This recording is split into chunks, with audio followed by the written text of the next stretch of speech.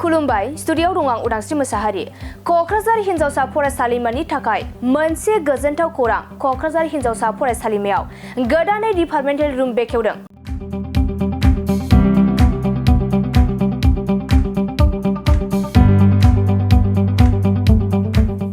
क'क्राझार हिनजावसा फरायसालिमाया क'क्राझार नोगोराव थानाय गंसे हिनजावसा फरायसालिमा, जाय फरायसालिमाखौ 1990 मायथाइयाव गायसननाय जादोंमोन।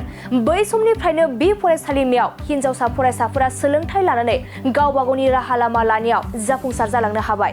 क'क्राझार हिनजावसा फरायसालिमायाव दिनै आसाम सोरखारनि ग्रेन्ट हरनायजों फार्स्ट फ्ल'राव मोनसे डिपार्टमेन्टेल रुम लुफुंनो हायो आरो बे गोदानै डिपार्टमेन्टेल रुम बेखेवनाय हाबाफारियाव गाहाय आलासि महरै बाहागो लानानै आलारि बाथि सावनानै बिथाखौ हास'यो बिटिआरनि हा आरो हाग्रा बिफाननि मावफुं सोद्रोमा इएम रनजित बसुमतारिया। लोगोसे बे क'क्राझार हिनजावसा फरायसालिमायाव डिपार्टमेन्टेल रुम बेखेवखांनायनि उनाव फोरोंगिरि आरो फरायसाफोरखौ लानानै मोनसे सावरायमेलबो लानाय जादों। लोगोसे बे हाबाफारियावनो बिटिआरनि हा आरो हाग्रा बिफाननि मावफुं सोद्रोमा इएम रनजित बसुमतारिया गावनि बेसेन गोसा बिबुंथिखौ होयो। क'क्राझार हिनजावसा बा आइजो फरायसालिमानि मानग्रेड गोरायुं डक्टर आदाराम बसुमतारि बिथांनि खावलायनाय बायदियै बिथांनि फरायसालिमानि जा एडमिनिस्ट्रेटिभ स्टाफ रुम, बे स्टाफ रुमनि दिनै जा दरखं खेवब्लांनाय हाबाफारि, बे हाबाफारियाव बाहागो लानो मोननानै खोब गोजोननाय मोनदों। ओरैनो सरासनस्रायै फरायसालिमा, फरायसालि, मुलुगसोलोंसालि बेफोरबायदियाव थाङोब्ला जोङो जुदिও जों दा फरायसा नंलिया, अब्लाबो गावखौनो गुबुन मोनसे दुनियायाव बा मुलुगाव थांनाय बायदि मोनो। खोब गोजोननाय मोनदों बेनि फरायसालिमानि इनभाइरनमेन्टखौ नुनानै आरो आब्रुथिखौ नुनानै आंनि गोसोआ रंजाखांनाय मोनदों आरो मोनसे जिउआव सोलोंथाइया मोनसे हारिनि माबोरै सिनस्रि जानो हागौ बेनि मोनसे फोरमानखौ दिनै गोरबोआव मोनसे रिफिखांनाय फैफिनदों। क'क्राझार हिनजावसा फरायसालिमायाव सरकारि बिथिङै मा फोजोबखांनायनि इनफ्रास्ट्राक्चारफोर फोजोबखांनायनि बेलायाव क'क्राझार हिनजावसा फरायसालिमाल' नङा, बिटिआर हालामनि गासैबो फरायसालिमा आरो मुलुगसोलोंसालि जोंहा गंसे दङ आरो गुबुन फैबावगासिनो दङ सेन्ट्रेल इउनिभारसिटिबो।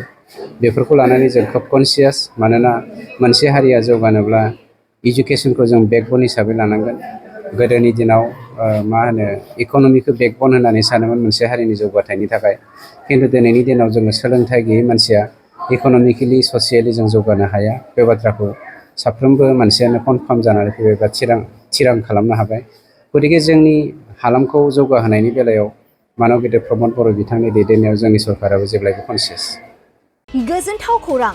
क'क्राझार सहरनि जेडि र'डजों नांजाबनाय गोजोनपुरि रयेल एनफिल्ड श'रुमनि गोजौआव थानाय सेन्ट्रेल भारत सेबक समाजजों गनायथि होजानाय आइएफआ बिएम इनस्टिट्युट अफ पेरामेडिक्सआ नोंथांमोननो लानानै फैदों देहा जोथोन लाखिनायनि माखासे आयदा।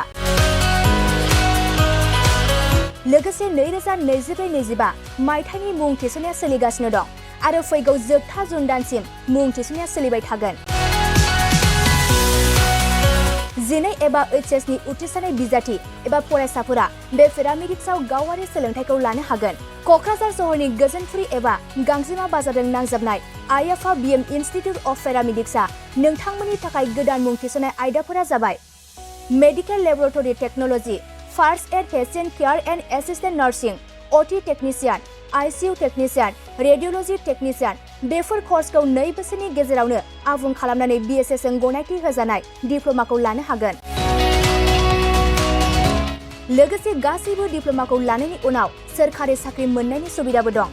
जुदि नोंथांमोना बेफोर कर्सनि थाखाय गोदानै मुं थिसननो गोसो दंब्ला आइएफआ बिएम इनस्टिट्युट अफ पेरामेडिक्सनि 9395899391 एबा 9821663110 मबाइल नम्बराव थोंजों सुलाद लाहरनो हागोन।